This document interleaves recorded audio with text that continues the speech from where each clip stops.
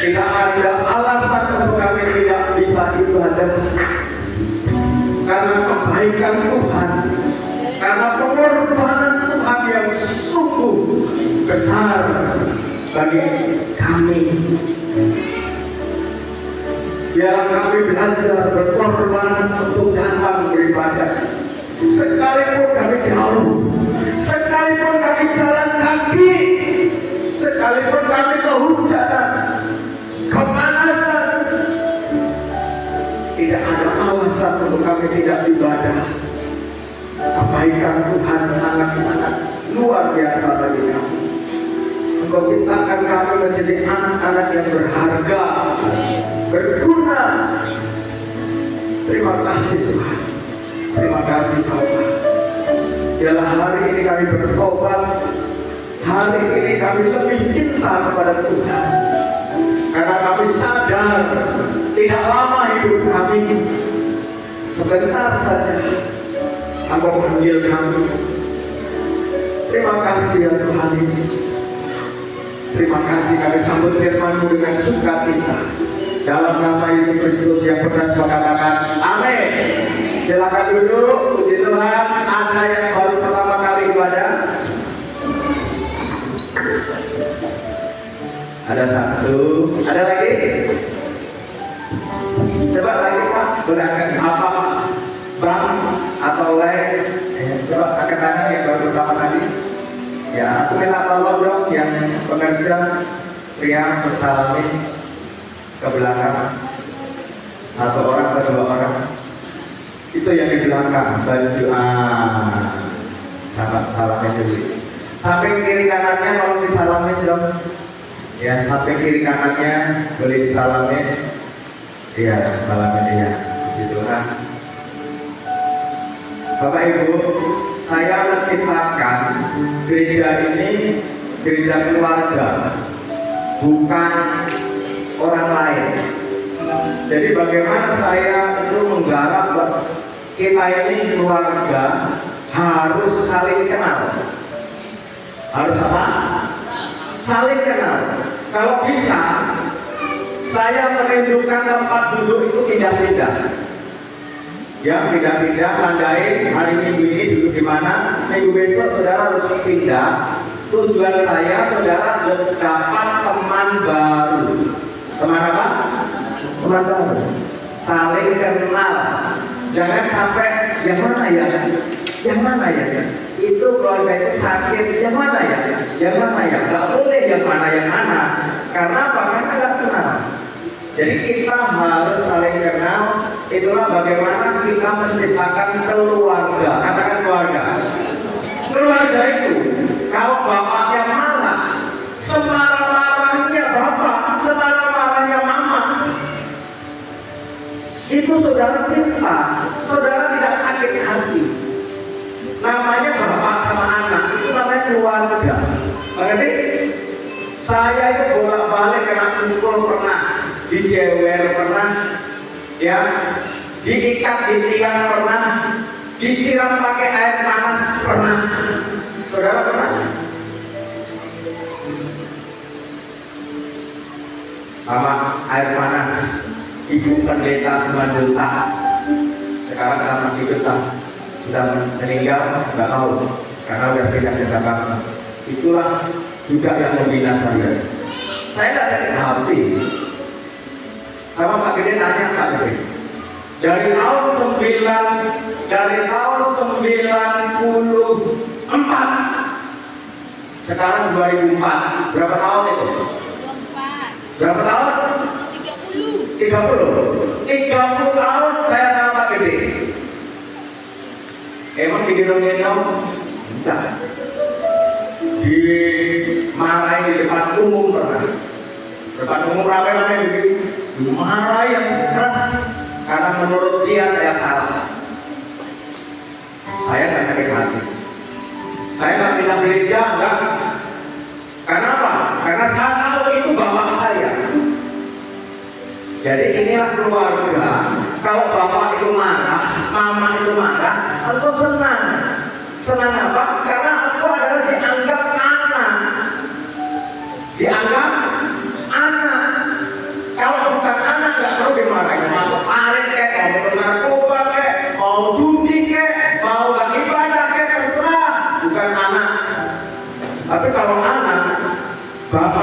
kadang melek, kadang cewek, kadang tendang, kadang marah.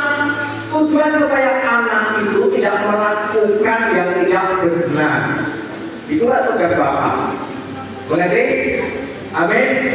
Jadi kalau kami marah sebagai pemimpin di sini, anggaplah itu bapakmu, mamamu, sehingga engkau tidak ada rasa sakit hati, tapi bangga engkau diperhatikan.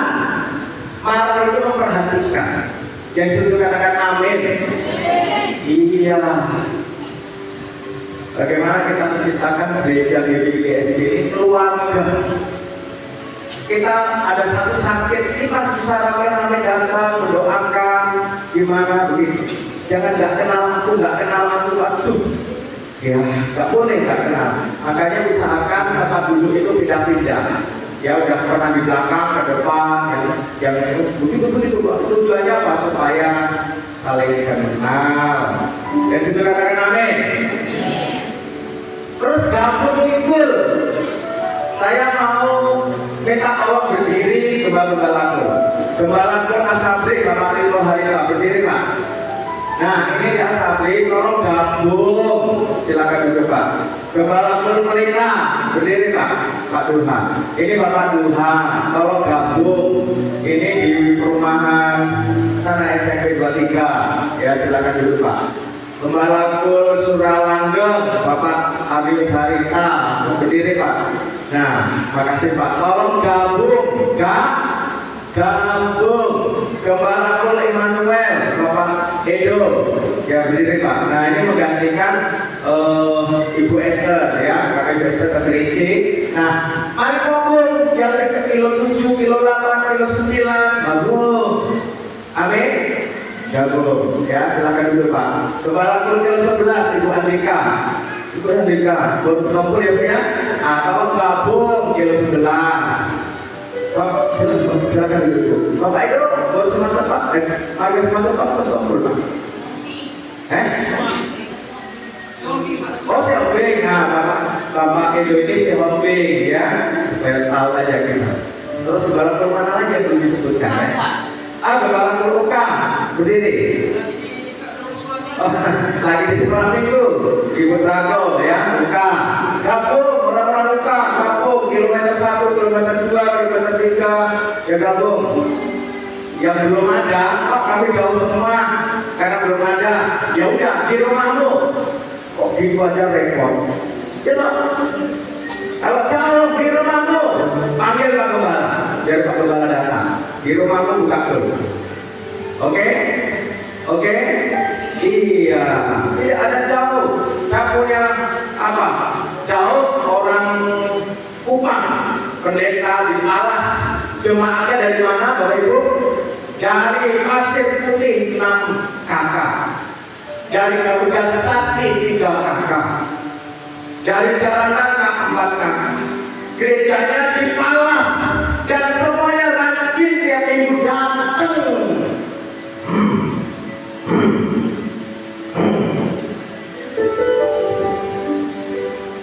Iya, Pak Pendeta Daud orang Kupang, jadinya di Allah. Tapi cuma ada jauh-jauh. Hari ini bisa datang. Jadi tidak ada alasan untuk tidak ibadah berkata jauh. Aduh, saudara belum pernah ke gereja jalan kaki. Saya 7 kilo jalan kaki ke gereja udah sering. Waktu belum punya sepeda motor masih lajang. Orang tua saya masih Muslim. Saya udah kenal Yesus. Kalau nggak dipinjamin sepeda ontel, ya saya jalan kaki aja, nggak peduli. Ya, ibadah masuk jam 10, saya berangkat jam 6 pagi. Berangkat jam 7 pagi. Ya, saya masukkan baju salin itu ke plastik. Kalau nanti sampai gereja dan kebasahan puyuh, di baju plastik itu sudah saya siapin untuk ganti. Karena saya sudah tahu nanti kehujanan. Wah, belum pernah jalan kaki kan? Sekali-kali datang ke sini jalan kaki. Jadi kalau berkatnya beda, orang yang ibadah dengan jalan kaki dengan naik mobil beda berkatnya. Beda, imannya itu beda, cari Tuhannya itu beda. Beda, jadi jalan kaki itu 100%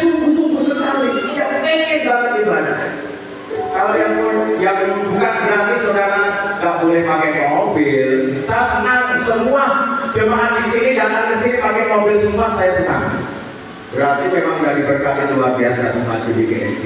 Dan saya berdoa tahun ini jemaat di sini ada yang tambah, yang beli mobilnya. Minimal ada 5 keluarga yang beli mobil tahun ini. Nanti Natal nanti semuanya ada 5 keluarga yang mobilnya baru ya, nggak pakai sepeda motor lagi ya. Amin. Aminkan saja. Karena kalau engkau percaya terjadi, kan begitu. Haleluya. Iya. Sampai di mana? Jadi lupa ya. Oke, hari ini saya mau berbuat tentang pengangkatan apa? Pengangkatan. Tiba-tiba ibu baru begini tinggal bajunya aja kan. Orang udah diangkat dengan tubuh kemuliaan. Ya, tubuh apa? Kemuliaan. Ya, tiba-tiba ya bapak ginting, tiba-tiba juga bajunya angkat. Ya, di pasar kaget tiba-tiba anak kita terbang. Wah, dia ada sawit atau di mana ya? Di sekolah tiba-tiba gurunya terbang. Itu namanya pengangkatan di akhir zaman. Rindukan, jangan sampai kita tidak diangkat. Yang tidak diangkat itu akan menjadi penganiayaan, pembunuhan, penderitaan, kelaparan, akan terjadi peperangan. Yang tidak diangkat, dia masih hidup di dunia.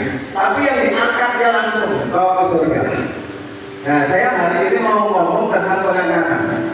Karena belum pernah yang berdiri gereja ini korban pengangkatan, ya, pendeta siapapun. Karena agak sulit korban tentang pengangkatan ini. Tapi saya belajar, dan yang saya guruin adalah bukan ketua yang level-level bawah, tapi langsung Ekorus itu adalah ketua GBI pusat, yaitu Dr. Adi Abraham, ya, pendeta Dr. Adi Abraham. Itulah Ekorus GBI, ya. Jadi saya belajar sama dia dan berguru sama dia. Oke, yuk kita belajar di dalam Yohanes 14 ayat 1 sampai 3. Ya, pengangkatan di akhir zaman. Yohanes dulu, Yohanes 14 ayat 1 sampai 3. Kita baca, ya. Yuk kita baca. Nah, saya agak terganggu yang pojok ini ya, memang lain kali gimana itu ya supaya bisa di tengah nampak.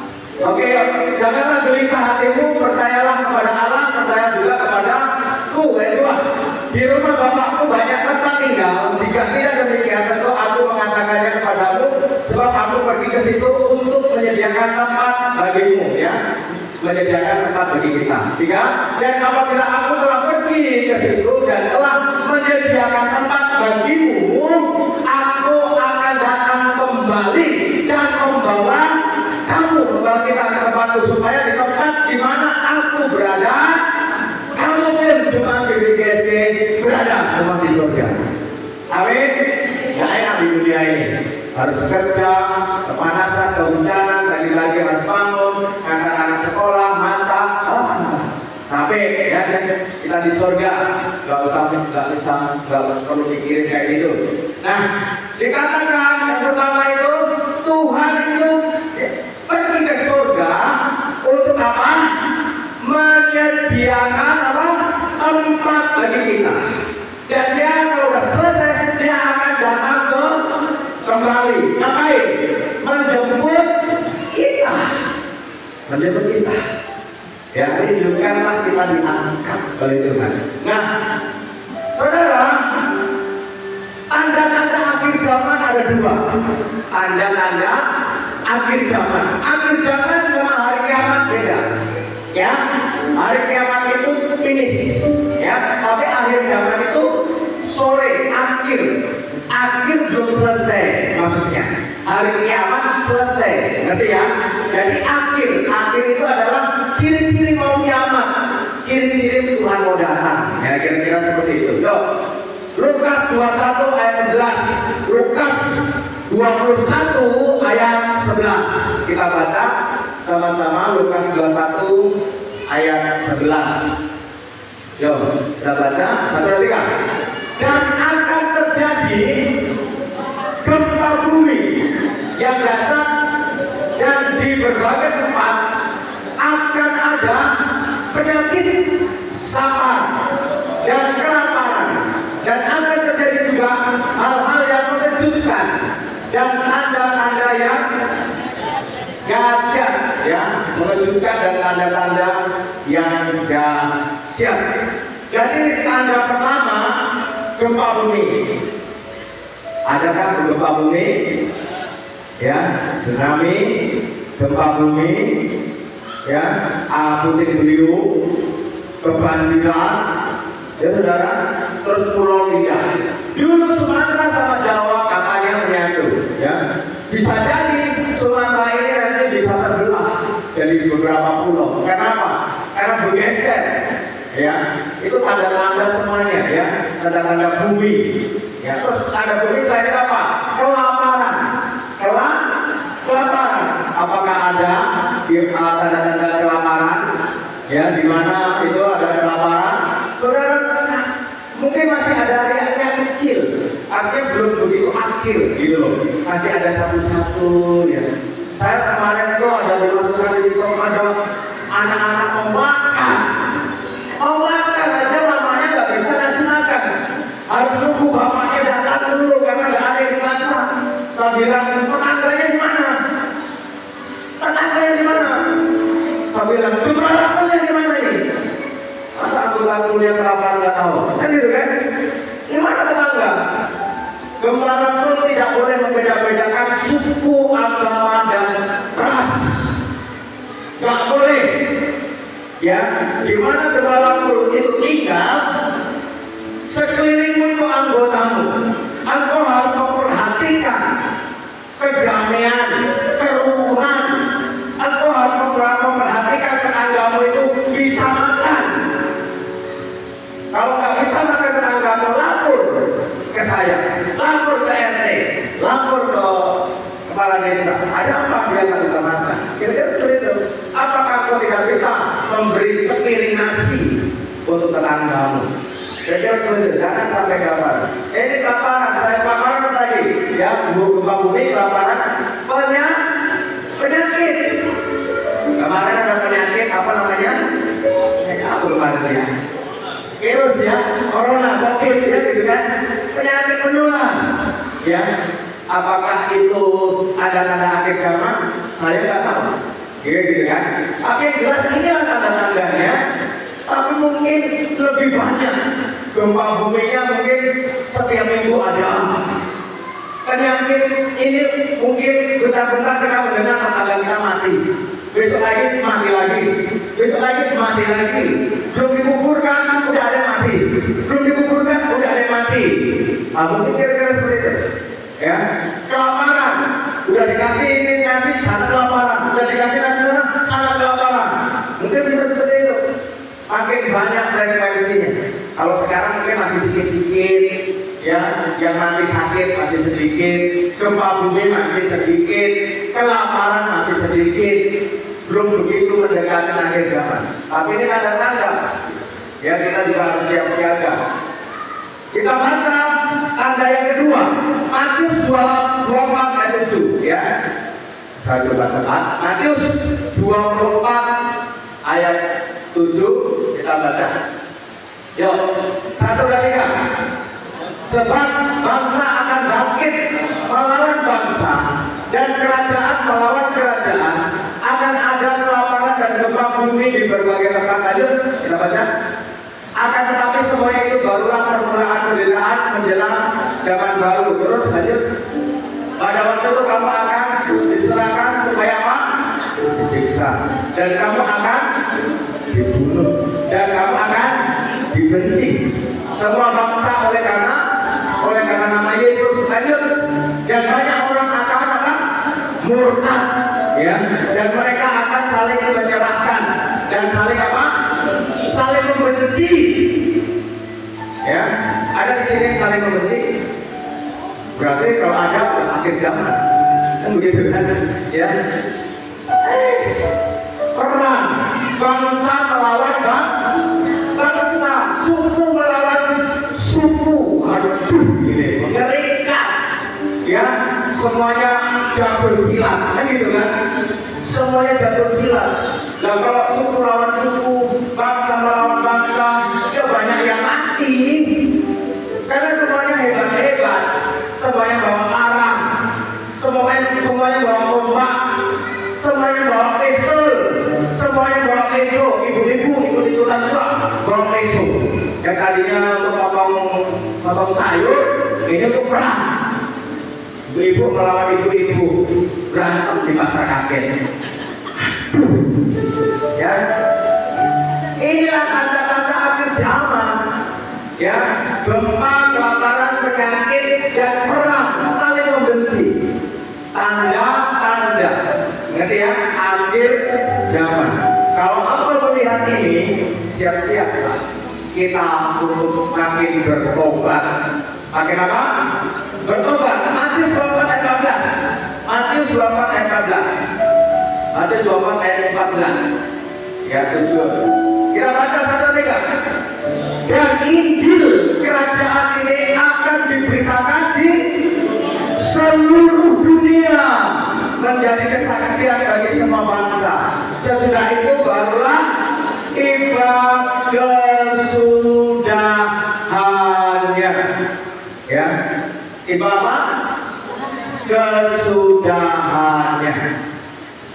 Kira-kira Injil sudah belum ke seluruh dunia? Sudah apa belum? Kalau sudah, Tuhan Yesus cepat datang. Kalau belum, gara-gara ini Tuhan Yesus menunda. Gara-gara ini. Jadi tujuan Tuhan Yesus supaya seluruh dunia itu mengenal Injil. Ya, baru kalau udah mengenal, kalau menurut saya, ya, mungkin sudah 95% Injil itu didengar oleh suku, agama, dan ras. Lewat apa? Mungkin seperti ini, lewat ini, Facebook, lewat TikTok, lewat ini IG, lewat apa lagi ya? YouTube. Kira-kira ada nggak yang nggak punya HP? Kira-kira seperti itu. Mungkin yang tidak punya HP dan tidak punya sinyal, mungkin yang nggak dengar Injil, dia harus datang ke gereja. Tapi karena dia tidak ke gereja, kalau dia punya TikTok, dia melihat TikToknya Pak Gembala, Pak Aroli Harepa yang memberi pujian dengan semangat tadi, dia di ujung sana, dia bertobat. Dia bukan orang Kristen, bukan suku Nias, begitu kan? Dia datang kemari gara-gara Pak Aroli Harepa memberi pujian tadi. Enak kali lagunya itu. Belum pernah mendengar tadi lagunya. Di mana dia? Akhirnya datanglah kemari dia. Hari Minggu besok itu ibadah dia. Kan gitu kan? Malu-malu duduk paling belakang. Kan begitu kan? Seperti saya dulu, malu-malu, nggak mau masuk, ya di luar pintu. Kalau disuruh masuk lari, ya hari Minggu datang lagi, disuruh masuk nggak mau, lari lagi. Kalau dibiarin kami di depan pintu, lama-lama masuk pelan-pelan. Ya, waktu saya dulu seperti itu, saudara. Nah, tujuannya itu. Terus apa lagi? Ada dua tahap kedatangan Tuhan Yesus, ya. Nah, di dalam kita lihat yang pertama, kita bukan yang tahan dulu ya, kita masuk peristiwa dulu. Ada beberapa peristiwa di akhir zaman itu. Yang pertama di dalam 1 Tesalonika 4 ayat 16 sampai 7. Peristiwa-peristiwa di akhir zaman kita lihat ya. 1 Tesalonika 4 ayat 16 sampai 17 maksudnya. Yuk kita lihat, kita baca sama-sama. 1, 2, 3. Sebab pada waktu Anda diberi, yaitu pada waktu penghulu malaikat berseru dan sangkakala Allah berbunyi, maka Tuhan sendiri akan turun dari surga, dan mereka yang mati dalam Kristus akan lebih dahulu bangkit. Ayat 17. Ini ayat 17 ya. Ayat 16 tadi. Coba ayat 16. Oh iya, iya. Oke. Jadi orang-orang yang sudah mati, bapak saya, gitu kan? Ya, keluarga kita yang sudah dikubur, mereka akan dibangkitkan. Ya, waktu Tuhan Yesus datang dari surga. Itu ya peristiwa, katakan peristiwa. Ada peristiwa di akhir zaman kita akan melihat di kuburan-kuburan kalau kita masih hidup, Tapi kalau saya nanti dikubur, saudara juga udah dikubur, pas anak-anak kita, pas Tuhan Yesus datang, pas anak kita yang hidup, anak kita menyaksikan, mama hidup lagi, mama hidup lagi, kan gitu kan? Anak kita akan melihat kita bangkit dari kubur. Bangkit dari apa? Dari kubur. Dan itulah diubahkan, ya. Itulah peristiwa pertama, orang mati dibangkitkan. Yang kedua, peristiwa apa itu? Yang masih hidup diubah dalam tubuh kemuliaan. Yang masih hidup. Tiba-tiba kita hidup tapi Tuhan datang. Nah, diubah tubuh kemuliaan. Tubuh kemuliaan itu bagaimana? Kalau sekarang ini saya menabrak tembok, saya akan sakit. Tapi kalau tubuh kemuliaan, saya tembus sampai ke sana, tidak sakit. Ya itu tubuh kemuliaan, saudara. Haleluya. Tubuh kemuliaan itu beda dengan tubuh sekarang ini. Karena tubuh sekarang ini gara-gara BTK, makanya kalau kita jatuh sakit. Gara-gara nasi, bakso, Indomie, ya. Itu gara-gara daging. Jadi tubuh kemuliaan adalah roh, bukan daging, saudara. Nah, itu tubuh kemuliaan. Yang diubah, ya, jadi tubuh kemuliaan akan diangkat ke surga.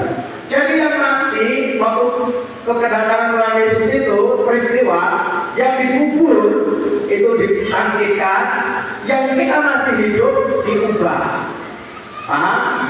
Waktu Tuhan Yesus itu datang. Nah, kalau orang-orang yang tidak kenal Tuhan Yesus tidak tahu, dia akan ketakutan. Dibilang gajah lah, dibilang mata satu lah, dibilang macam-macam lah itu.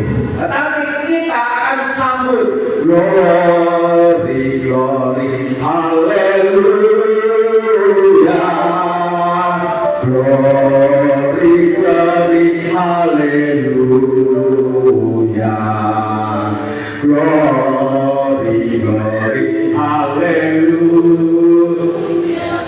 haleluya, pujiku. Seharusnya WR bantu karena suara saya terlalu bagus, ya. Harus diubah dengan apa, saudara? Kita nggak takut tapi kita malah nyanyi. Kenapa? Kita tahu yang datang itu adalah Bapa kita. Yang datang adalah Raja segala raja. Yang Tuhan yang datang adalah Tuhan Yesus. Ngapain kita takut? Makanya Paulus hidup untuk Kristus, matiku onten. Wah, ada Paulus ngomong gitu. Matiku onten, mati sekarang, mati besok, onten. Karena aku akan dibangkitkan kembali, akan diubahkan dengan tubuh kemuliaan, akan dibawa ke surga bersama Tuhan Yesus. Itu kan, karena kita mengenal. Itulah perlunya Bapak Ibu, baca Alkitab. Baca kitab suci, doa tiap hari kalau mau tumbuh. Gimana lagi? Kalau mau tumbuh, kalau mau tumbuh. Baca kitab suci, doa tiap hari kalau mau tumbuh. Kalau mau tumbuh, akarmu harus kuat. Untuk akar kekuatan rohani, makanan rohani, baca kita. Katakan baca kita. Doa tiap hari, katakan doa tiap hari. Ini Tuhan Yesus saya ke surga, makanya saya WA ke grup dong. Setiap hari kita wajib doa pencurahan Roh Kudus. Kalau gereja-gereja lama itu 10 hari, kita nggak harus 10 hari. Mau 40 hari boleh, sampai kita betul-betul dipenuhi Roh Kudus. Kalau belum dipenuhi Roh Kudus, doa terus dengan istri, dengan suami, dengan anak, dengan orang tua. Di gereja ini setiap Senin malam, ayo saya undang.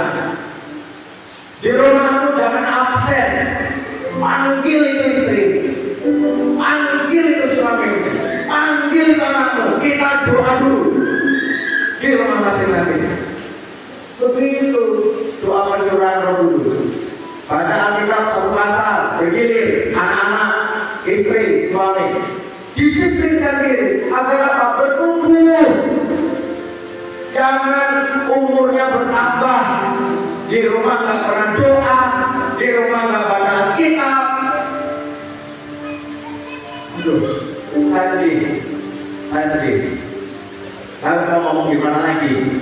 Mau gimana lagi gitu loh. Tapi ayolah dengan kesadaran saudara punya kerinduan sendiri. Amin ya. Disiplinkan dirimu sendiri. Disiplinkan dirimu sendiri. Begini loh, disiplin diri sendiri itu. Aku tidak akan makan sebelum aku doa, sebelum aku baca Alkitab. Begitu. Aku tidak akan nonton TV, tidak akan nonton HP sebelum aku baca Alkitab dan berdoa. Itu namanya disiplin. Sehingga aku terlatih. Oke? Lanjut, saudara. Nah, peristiwa apa itu? Selanjutnya pengangkatan Tuhan Yesus itu. Tuhan Yesus yang tadi yang awalnya tadi itu naik ke surga. Ya, dia menyediakan tempat. Kalau sudah selesai dia akan datang. Tanda-tanda tadi ada gempa, penyakit, kelaparan dan perang. Ya, peristiwanya tadi orang mati dibangkitkan. Kita yang hidup juga jadi tubuh kemuliaan. Selanjutnya apa? Ada 3,5 tahun antikris. Itu pura-pura menolong 3,5 tahun, ya 3,5 tahun. Tapi ada 3,5 tahun yang kedua itu terang-terangan. Aku adalah antikris. Engkau tidak mau menyembah aku, disiksa tadi itu, disiksa, dibunuh, ya kan? Disiksa, dibunuh, bahkan, halo, lihat, bahkan ada yang tega menyerahkan istrinya untuk disiksa, menyerahkan anaknya untuk disiksa, menyerahkan orang tuanya untuk disiksa. Itu yang 3,5 tahun yang kedua. Kita harus tahu itu, ya. Dia terang-terangan. Tapi 3,5 tahun yang pertama, dia antikris, aku masih pura-pura, masih lunak, masih toleransi. Tahu toleransi? Ya, padahal dia antikristus, tapi masih pura-pura. Kira-kira seperti itu. Lanjut. Ada 3 hal ya, 3 hal orang-orang yang diangkat oleh Tuhan. Ini perhatikan penting, ya. 3 hal ciri-ciri orang yang diangkat, yang tinggal atau yang diangkat. Pilihan kita mau diangkat atau tinggal. Yang tinggal ikut di dalam siksaan tadi, ya. Karena kita ikut perang kepada antikris. Kira-kira seperti itu. Nah, 3 hal orang yang diangkat. Yang pertama yaitu lahir baru. Katakan lahir baru. Lahir baru itu ciri-cirinya bertobat. Katakan bertobat. Ya tentu dong. Orang yang bertobat pasti dia itu ciri-cirinya orang bertobat itu penyayang. Betul.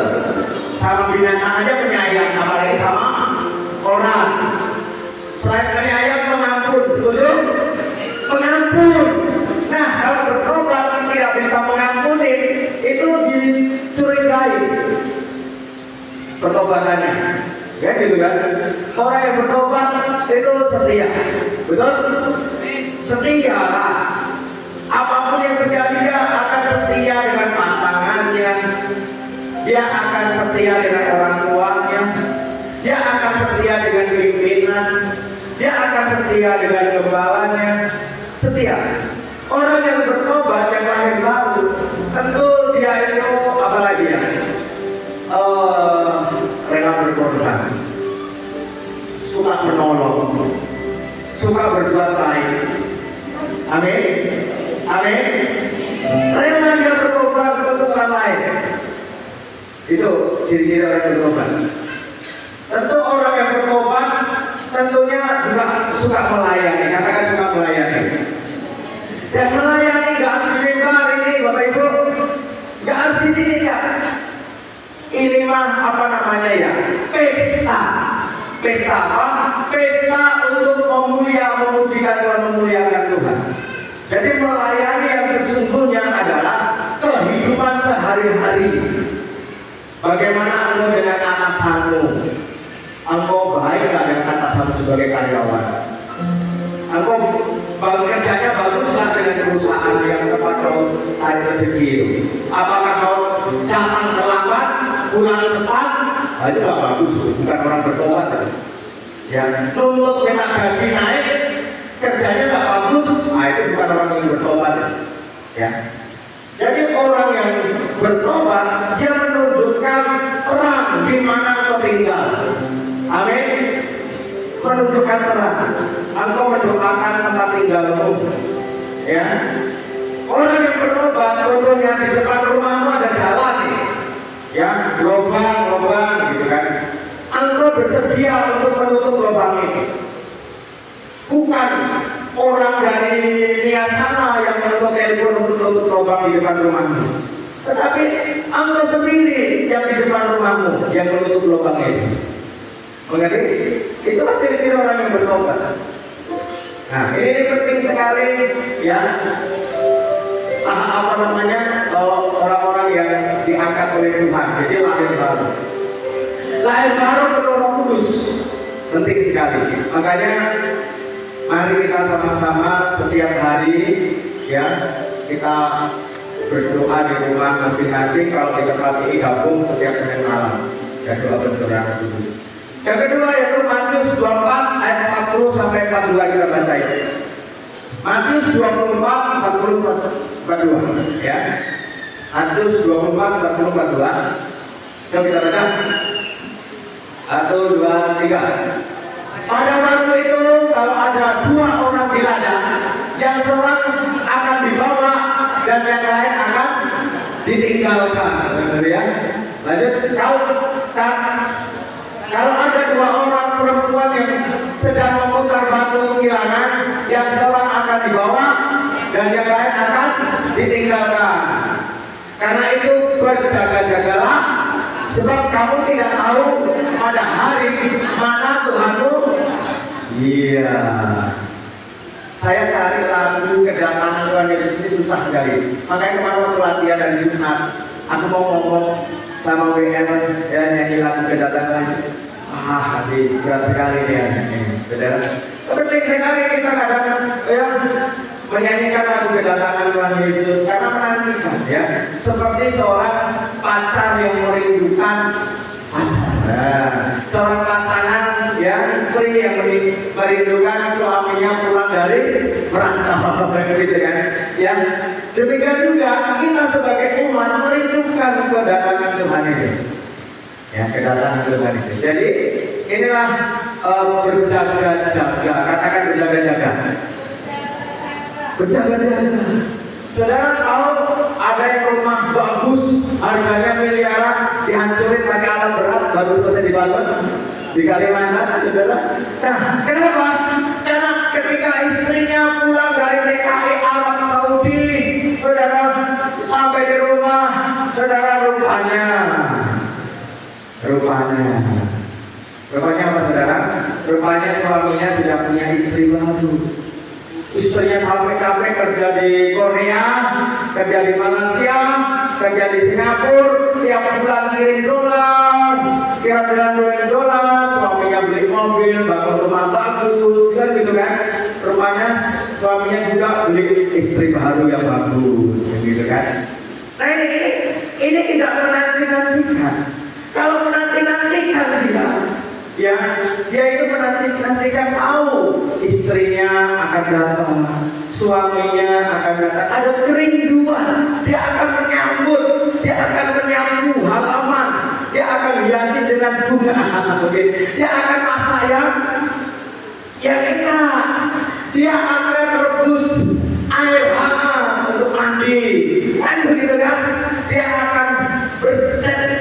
bersihkan kamar, gitu kan? Dia akan semprot dengan parfum, kan begitu kan? Persiapan berjaga-jaga itu ciri-cirinya ada. Mengerti? Tapi kita ngomong berjaga-jaga, tapi nggak pernah doa, nggak pernah baca Alkitab, nggak pernah kul, nggak pernah ibadah. Itu bukan berjaga-jaga. Itu apa namanya? Itu apa namanya? Saya nggak tahu lah ya, saya. Berjaga-jaga itu ada ciri-cirinya. Haleluya. Iya, ada kepedulian dari kita. Karena kita tidak tahu Tuhan datang kapan. Saya sih maunya Tuhan kalau datang pas jemaat GBIGSD lagi ibadah di sini.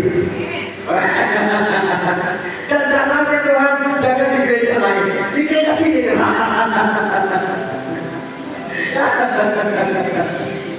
Datangnya di sini Tuhan. Ya sama-sama kita diangkat Tuhan. Haleluya. Tahun berapa itu, tanggal berapa, bulan berapa, tidak ada yang tahu. Oleh sebab itu, kita jangan menjadi panitia tanggal dan bulan dan tahun. Tapi kita harus menjadi panitia yang berjaga-jaga. Nanti adalah panitia berjaga-jaga itu apa?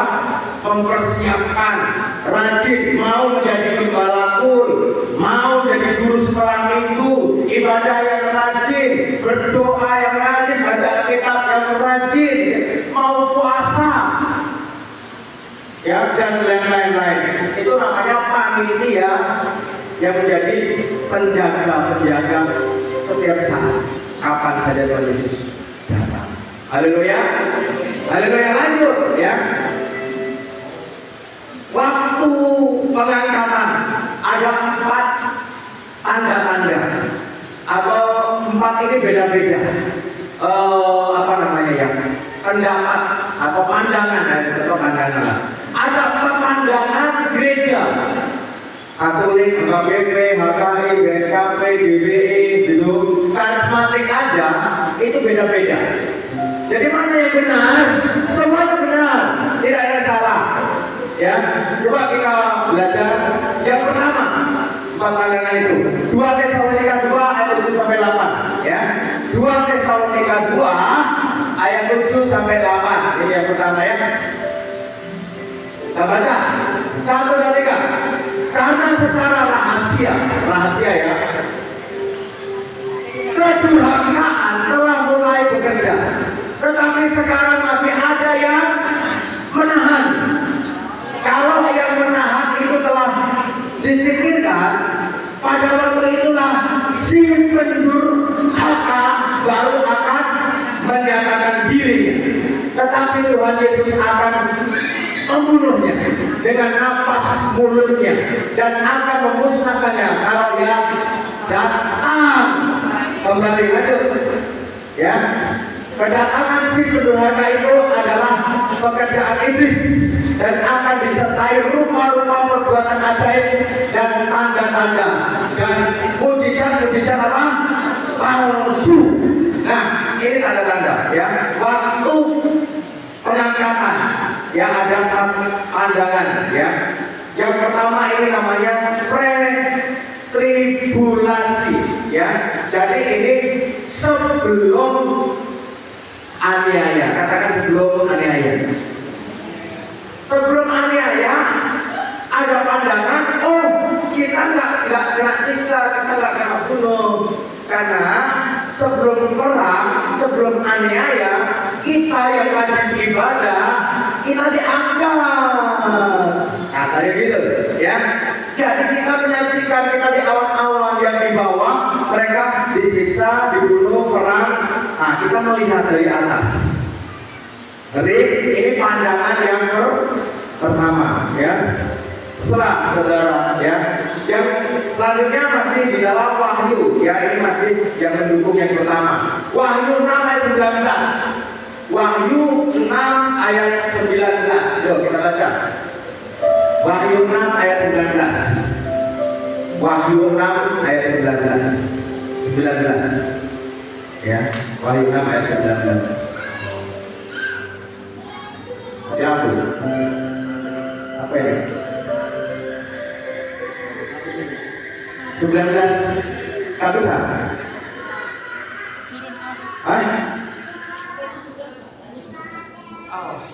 Berarti saya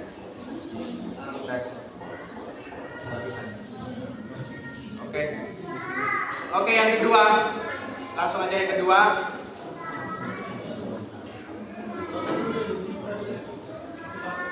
Ya, yang bisa kebakar. Yang kedua, kita buka di 1 Korintus 15. Kita buka Alkitab aja, saudara. Masing-masing 1 Korintus 15 ayat 51.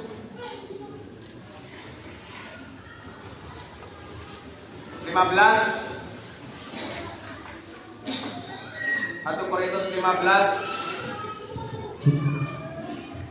Makasih. 1 Korintus 15 ayat 51 sampai 52. Kita baca. Saudara yang ada HP boleh. 51. Sesungguhnya aku menyatakan kepadamu suatu rahasia, kita tidak akan mati semuanya, tetapi kita semuanya akan diubah dalam sekejap mata, pada waktu bunyi apa? Napiri atau sangkakala ya, yang terakhir. Sebab napiri akan berbunyi dan orang-orang mati akan dibangkitkan dalam keadaan yang tidak dapat binasa, dan kita semua akan diubah. Ya, ini di yang pandangan yang kedua. Tadi pandangan yang pertama sebelum aniaya. Pandangan yang kedua ini namanya di tengah aniaya. Di tengah aniaya. Pas lagi perang, pas lagi siksa menyiksa, pas lagi bunuh membunuh. Nah, disinilah kita di zaman namanya zaman mid tribulasi, yaitu di zaman penganiayaan, tapi ada orang-orang yang tidak mati diangkat, diubahkan oleh Tuhan. Itu gimana caranya? Ya Tuhan yang memilih orang-orang itu, siapa saja kita nggak tahu. Nah, ini pandangan yang kedua. Ya, ada waktu di dalam penyiksaan-penyiksaan, pembunuhan dan peperangan-peperangan terjadi, tapi ada orang-orang yang diangkat oleh Tuhan. Ya, ini pandangan kedua. Pandangan pertama tadi sebelum siksaan, pandangan kedua ini pas zaman siksaan. Kira-kira seperti itu. Pandangan yang ketiga, ya, pandangan yang ketiga yaitu pengangkatan yang ketiga ini di akhir masa penyiksaan atau masa antikris yang namanya post tribulasi. Pengangkatan cuma sekali saja, bukan 2 kali. Kapan itu sekali saja? Selesai peperangan, selesai pembunuhan, selesai siksaan-siksaan, selesai aniaya-aniaya, udah selesai.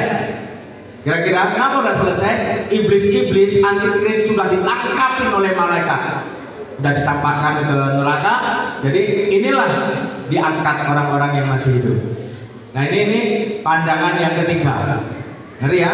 Pandangan yang pertama tadi sebelum aniaya, pandangan kedua di tengah-tengah aniaya, pandangan yang ketiga sudah selesai aniaya.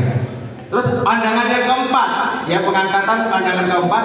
Pandangan keempat ini adalah pengangkatan parsial. Beberapa kali sebelum aniaya diangkat dan sesudah aniaya diangkat. Mengerti?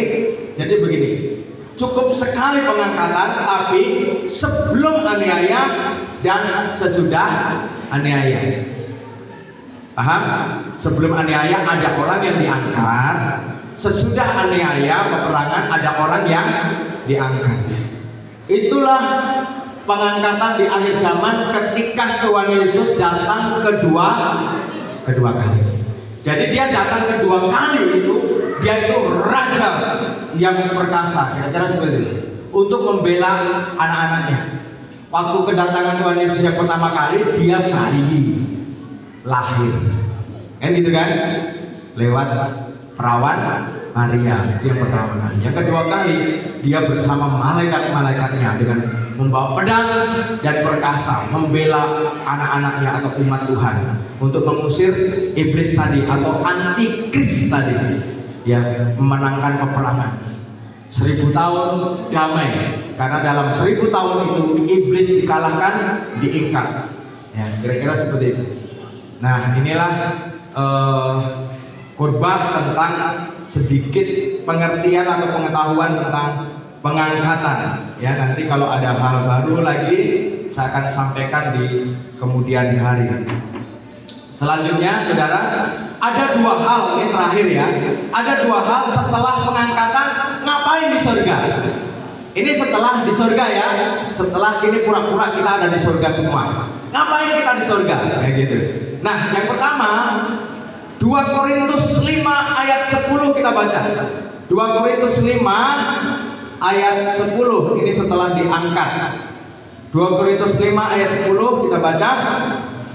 Yang aku masukkan bukanlah dengan semua orang cabul pada umumnya dari dunia ini, atau dengan semua orang tamak dan penipu, atau dengan semua penyembah berhala. Karena jika demikian kamu harus meninggalkan apa, saudara? Meninggalkan apa? Dunia ini. Kita baca di 2 Korintus 5 ayat 10. 2 Korintus 5 ayat 10. 2 Korintus 5 ayat 10 kita baca. Sebab kita semua harus apa? Menghadap tata pengadilan.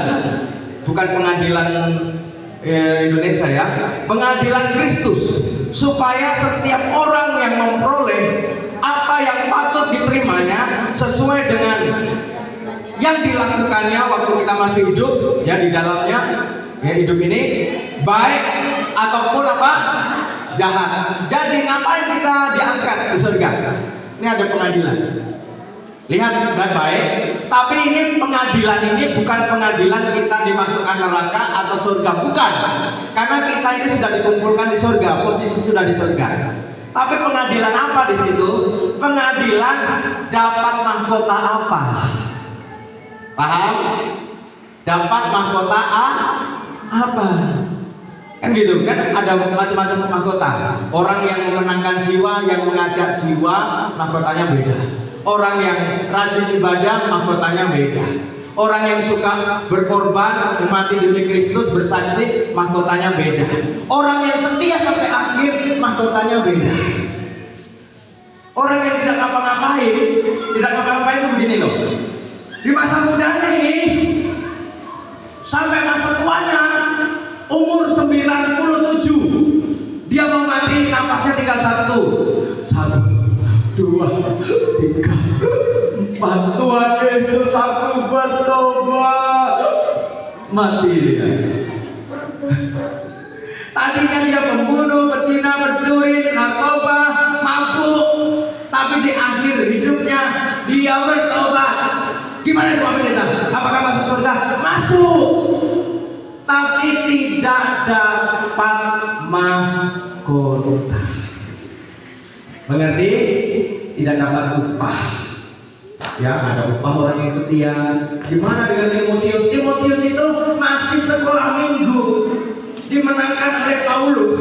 Sampai dia tua, dia melayani terus. Enak kali itu si penjahat itu. Aku tahu itu temanku itu bandel, dia di kelas, suka mencuri, suka bohong, suka berzina. Aku tahu itu kawanku itu. Kata si Timotius, masa dia masuk surga? Karena dia akhir mau mati dia bertobat. Dan Timotius dari kecil dia bertobat. Timotius dapat mahkota banyak. Mahkota kesetiaan dapat, mahkota kehidupan dapat, mahkota melayani dapat. Jadi itu kepalanya itu sampai ke surga. Mahkotanya banyak. Mengerti? Halo. Ya. Yang kedua, ngapain dia di surga? Wahyu 19 ini terakhir ya, betul-betul terakhir. Setelah itu baca betul. Wahyu 19 ayat 6 sampai 9. Oh, nggak bisa ya? Kita baca, lihat di Alkitab masing-masing. Wahyu 19 ayat 6. Jangan kan ada pendeta yang kurang Wahyu. Ini karena nggak gampang di apa ini korbankan di Wahyu ini. Wahyu 19 ayat 6 sampai 9 ya. Kita baca 6 ya. Oke. Perjamuan kawin anak domba. Kemudian aku mendengar seperti suara himpunan besar orang banyak seperti desau air bah. Saudara lihat kalau dengan domba, saudara desau air bah seperti deru. Yang hebat katanya, haleluya, karena Tuhan Allah kita yang maha kuasa telah menjadi raja. Marilah kita bersuka cita dan bersukaria dan memuliakan Dia, sebab hari perkawinan anak domba telah tiba dan pengantinnya telah siap sedia. Kepadanya dikawinkan supaya memakai apa? Kain lenan halus yang apa? Berkilau-kilauan. Setelah berdiri yang punya kain lenan harus berdiri ya. Putih dan bersih. Linen halus itu adalah perbuatan-perbuatan yang benar. Linen halus itu apa? Perbuatan kita yang benar. Disakiti, tidak sakit hati, ya. Suka memberi, suka berdoa, suka menolong, suka membuat kira-kira seperti itu lah ya. Sampai di mana tadi ayat 9 ya? Lalu dia berkata kepadaku, tuliskanlah, berbahagia mereka yang telah diundang ke perjamuan kawin anak domba. Katanya lagi kepadaku, perkataan ini apa? Benar, perkataan dari Allah. Jadi berbahagialah kalau kita diangkat, baik yang sudah dikubur, kita dihidupkan dulu diangkat, maupun yang masih hidup, kita diangkat, baik sebelum perang maupun waktu perang maupun setelah perang. Kita diangkat di surga, kita diundang pesta yang kedua tadi. Pesta apa? Pesta perjamuan kawin. Siapa yang kawin? Lihat ya, jangan salah ya. Nanti, di surga ada kawin. Enggak. Gini loh, pesta perjamuan kawin itu pertemuan antara jemaat dengan Tuhan Yesus selama-lamanya. Mengerti? Hubungan antara anak dengan orang tua yang sekarang ini terpisah, antara surga dan bumi. Kita ini merantau di bumi, anak-anaknya. Di surga itu kan. Tapi nanti kita semuanya ketemu di surga. Pesta perjamuan kami. Bersukacitalah, bersukacitalah, bersorak-sorai, berbahagia orang-orang yang diundang itu. Nah, jadi mari kita Bapak Ibu, tidak ada yang tahu kapan Tuhan Yesus datang. Tapi sebagai anak kita diminta untuk berjaga-jaga. Kita bagi berdiri. Yuk, kita undang kita musik apapun perjamuan kudus. Mari sama-sama.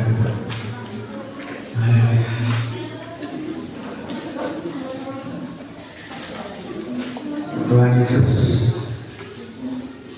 terima kasih.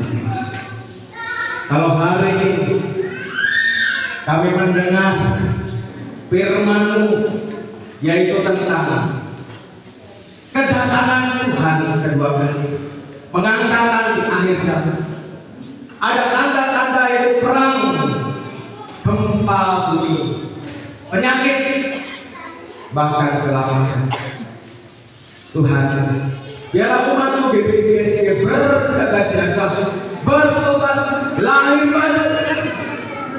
Kami mau ya Bapa. Kami di sini adalah keluarga. Kami saling menegur, saling mengingatkan.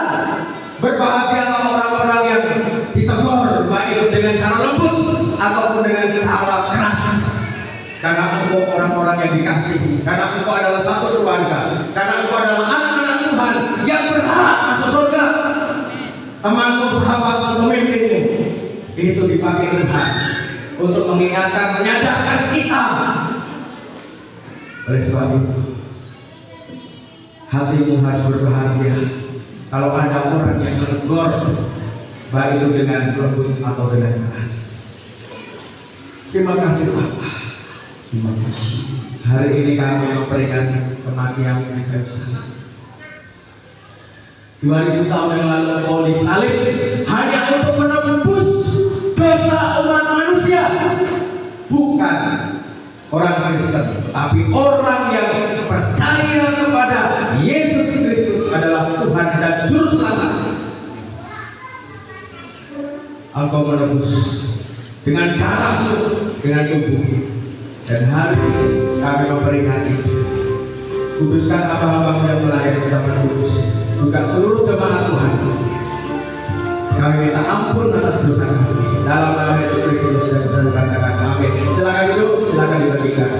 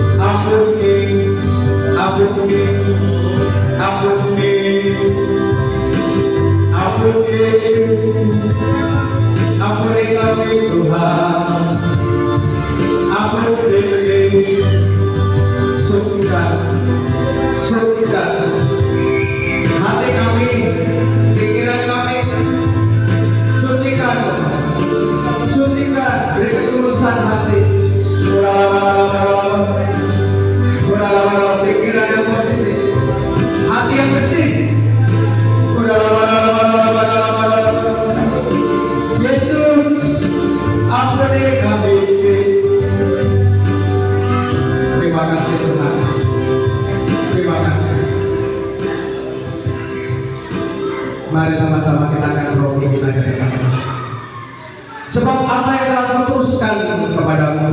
terima dari Tuhan, yaitu bahwa Tuhan Yesus pada malam waktu yang diserahkan mengambil roti, dan sudah itu yang mengucap syukur, yang memecahkannya dan berkata, inilah tubuhku yang diserahkan bagi kamu, lakukanlah ini sebagai peringatan akan aku. Mari kita makan dalam nama Tuhan Yesus.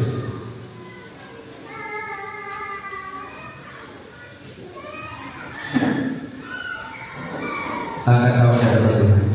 Demikian juga ia mengambil cawan sesudah makan lalu berkata, cawan ini adalah perjanjian baru yang dimeteraikan oleh darahku. Lakukanlah ini sekali, setiap kali kamu minum yang menjadi peringatan akan aku. Mari kita minum dalam nama Tuhan Yesus. Mari kita bersyukur, kita sembah, kita ucapkan terima kasih. Terima kasih. Terima kasih Bapa, sangat baik, Tuhan baik. Engkau rela dialirkan, Engkau rela dalam menebus umatmu, Engkau rela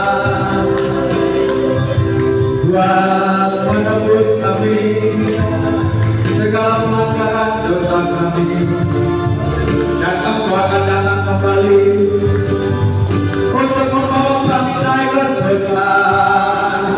Kami akan diangkat, dilimpahkan menjadi bentuk kemuliaan yang masih hidup, yang semati akan dibangkitkan dari kubur, akan diangkat ke surga.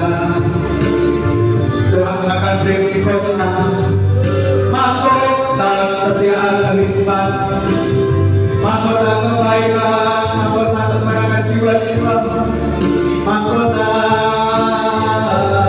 terima kasih. Alhamdulillah, alhamdulillah. Terima kasih kalau kami umat pesta pertemuan pembinaan agama antara Tuhan dengan umatnya di surga.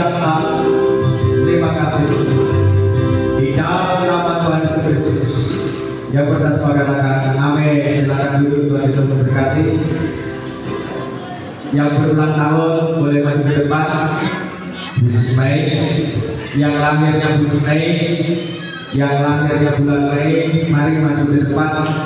Mari tidak usah malu, kita akan doakan bersama-sama yang lahir bulan Mei.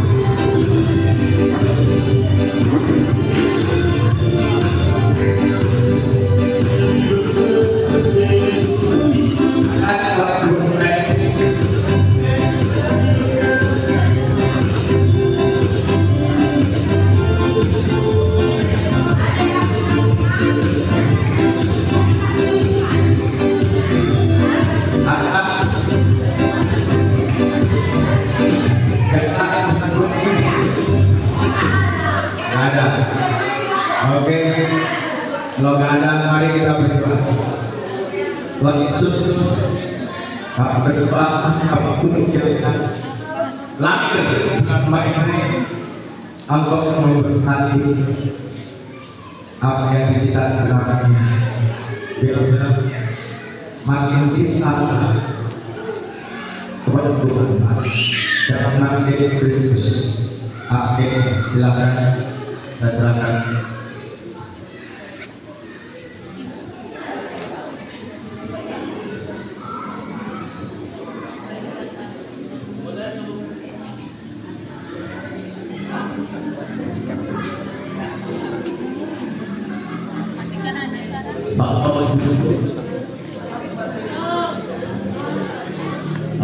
Kita akan memberikan bahan